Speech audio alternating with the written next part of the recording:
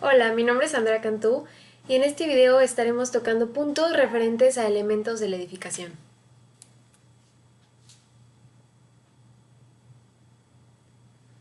Comencemos por los apoyos en las estructuras. Este tipo de dispositivos es el encargado de restringir algún tipo de movimiento dentro de los sistemas estructurales, además de transmitir los esfuerzos en estos mismos. Uno de los ejemplos más claros de este tipo de apoyos es el cimiento, que es el encargado de unir la estructura con el terreno o su sustento. Hay diferentes tipos de apoyos y uno de los primeros con los que nos encontramos es el apoyo articulado móvil, también conocido como apoyo de tipo rodillo o patín. En este caso tenemos una sola fuerza de reacción que se encarga de restringir únicamente el movimiento perpendicular a la base. Es decir, no existe un movimiento en el eje Y, pero sí uno de rotación y uno de desplazamiento de manera horizontal. Pasando al segundo tipo de apoyo que tenemos el apoyo articulado fijo, también conocido como perno. En este apoyo se restringe no uno, sino dos tipos de movimiento en dos diferentes direcciones. El cuerpo no puede moverse de manera vertical ni horizontal, pero se sigue permitiendo el movimiento de giro dentro del sistema. Por último, tenemos el apoyo de empotramiento, donde se restringe todo tipo de movimiento de rotación o traslación en los tres ejes del sistema y es más comúnmente visto en la base de columnas dentro de un sistema de marcos en un edificio. Pasemos a los muros. Los muros son superficies verticales encargadas de cerrar espacios elaborados de diferentes materiales dependiendo de las funciones que cumplirán de manera particular. En esta presentación estaremos hablando de dos tipos de muros diferentes, que son los muros de carga y los muros divisorios. Si hablamos de los muros de carga, nos referimos a este tipo de estructuras sujetas a una compresión, ya que se encargan de cargar el peso de diferentes elementos estructurales, como son vigas, losas y otros muros que se encuentren sobre de ellos. Su espesor está directamente relacionado a los pesos que estarán cargando y los encontramos elaborados con materiales como piedra, bloc, ladrillo, concreto reforzado, entre otros. Pasando a los muros divisores, tenemos unas estructuras mucho más ligeras, ya que no son encargados de soportar ningún tipo de peso y simplemente actúan de separadores y aislantes en espacios. Los podemos encontrar de diferentes materiales como son piedra pómez, cemento hueco, yeso, entre otros. Si queremos establecer la diferencia principal entre un tipo y otro de muro, tenemos que, claro, ambos se encargan de cerrar espacios, pero cuando hablamos de los muros de carga estamos hablando de unos elementos que tienen un papel dentro de la estructura del edificio. Si hablamos de muros hay que hablar de vanos. Estas aperturas dentro de los muros o espacio entre elementos estructurales que funge como espacio de circulación tanto para personas como una pasada de luz y de viento, son espacios o aberturas en los cuales se colocarán puertas y ventanas. Ahora bien, ¿qué elementos conforman un vano? Tenemos dos tipos de elementos, los horizontales y los verticales. Como elemento horizontal que corona un vano, tenemos al antiguamente conocido como dintel y actualmente conocido como arquitrabe o trabe. Este elemento horizontal descansa en dos tipos de apoyos verticales que podemos conocer como piernas o jambas, y tenemos un pequeño esquema en la parte inferior de la presentación donde se muestran estos tres elementos trabajando en conjunto para repartir los esfuerzos de carga de la estructura, y tenemos un pequeño diagramita con flechas donde se ve sobre una fotografía de un trabajo estructural al desnudo cómo es que actúan estas fuerzas sobre estos tres diferentes elementos. Cuando hablamos de edificación, uno de los pasos fundamentales a seguir es el de la excavación.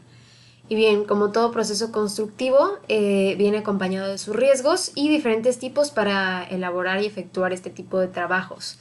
Si bien todas las excavaciones se realizan para dar cabida a las fundaciones, como son cimientos y zapatas de una edificación, hay diferentes maneras para atacar este proceso.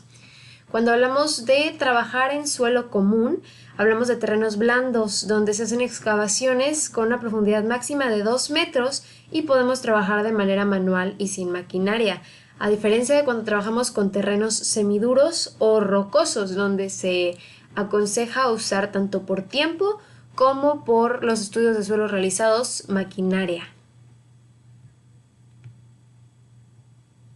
Por otro lado, tenemos el proceso de excavación por traspaleo. Esta es una opción que se toma cuando se busca retirar más de 2 metros de profundidad de material de una zanja. Lo que se hace es que se realizan dos tipos de excavaciones, se excava por partes, se quitan 2 metros de tierra y posteriormente, con ayuda de una plataforma creada por la primera excavación, podemos trabajar con el nivel más abajo para quitar otros 2 metros de tierra para generar una zanja de, digamos, 4 metros de profundidad. Por último, tenemos el método de agotamiento y entibamiento. Podemos encontrarnos en situaciones donde nuestras zanjas tengan un alto nivel de agua y necesitemos de la ayuda de una bomba para poder sacar toda el agua de ahí, y posteriormente necesitaremos la colocación de entibamientos a los costados de los taludes, ya que como estamos trabajando en condiciones de profundidad y con agua, el riesgo de deslizamientos es mayor y queremos evitar eso y mantener eso en un mínimo. Una vez realizado cualquiera de este tipo de excavaciones mencionadas, se debe de colocar tiras de madera o algún tipo de elemento de contención a los costados de las zanjas o taludes para contener y evitar los desplazamientos y deslaves del material, lo cual podría ser bastante peligroso para los trabajadores y podría retrasar todo el trabajo de la excavación de las zanjas. Para mencionar algunas de las medidas de seguridad necesarias que tomar cuando trabajamos con una excavación en construcción, algunas serían las de apuntalar los muros, colocar escudos en las zanjas, taluzar con elementos inclinados, usar soportes hidráulicos y colocar barandillas. Como ya habíamos dicho, los derrumbes son un riesgo siempre presente cuando trabajamos con excavaciones, por lo cual la colocación de elementos de contención es de suma importancia, así como revisiones periódicas del estado del terreno. El uso de máscaras y una buena ventilación nos ayudará a evitar asfixia, un envenenamiento por inhalación de partículas o gases nocivos para la salud, y también incluso evitar que haya fuegos, ya que estamos trabajando en espacios contenidos. El uso de guantes de carnaza y botas de suela dieléctrica es también bastante importante, ya que existe el riesgo de topar con algún cable enterrado y que tengamos algún accidente relacionado con eso. Y bueno, también es sumamente importante el tener personal capacitado manejando la maquinaria y el asegurarnos de colocar la tierra sacada de las zanjas a una distancia considerable para evitar derrumbes y deslaves. Por último, hablemos del levantamiento dentro del terreno y los pasos a seguir para este. Bueno, lo primero, de ser posible, debemos de contar con la información de la revisión previa, si es que se hizo alguna, y el equipo necesario para trabajar.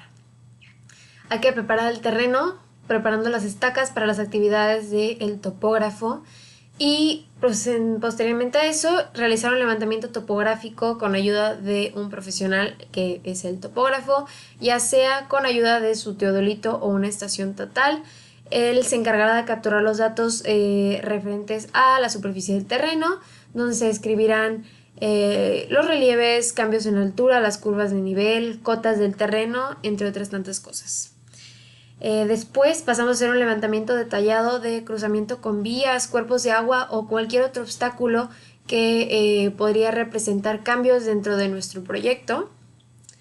Es necesario ubicar estaciones de cambio con estacas de madera dentro del terreno físicamente, y también levantar el tipo de vegetación, incluyendo alturas, especies y todo eso para el momento de si va a haber que hacer una reposición dependiendo de qué tipo de especies vegetales vayamos a quitar para poder trabajar. Y bueno, ya con todos los datos de cotas, tanto en planimetría como altimetría, podemos empezar a trabajar con el proyecto dentro de nuestro emplazamiento como tal. Muchas gracias. En la siguiente diapositiva podremos encontrar las diferentes referencias de las cuales encontró información para realizar esta presentación y el link del video en YouTube.